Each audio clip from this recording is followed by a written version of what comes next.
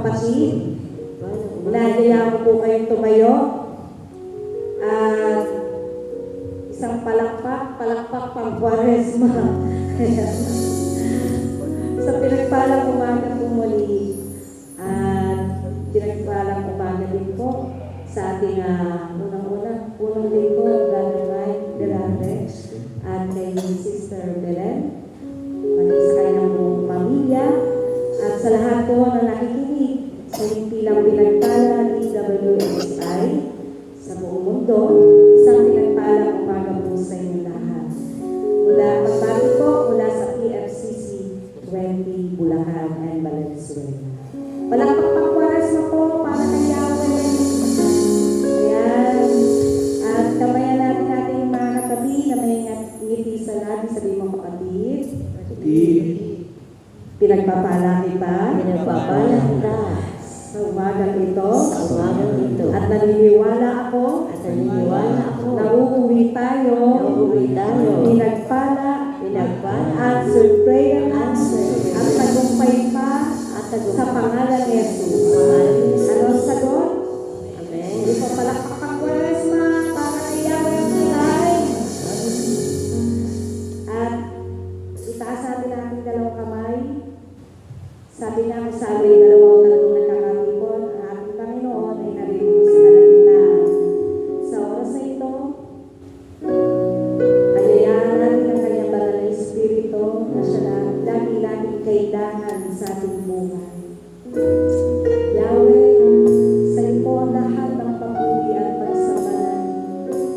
Sa oras na itong Panginoon, itinutulog namin ang aming puso, isinusuko namin ang aming buong sarili sa iyo na. Sa pagkatunay nga, Panginoon, nakarapat-dapat ka aming sambahin, papulihan, pag-alaya ng aming buhay.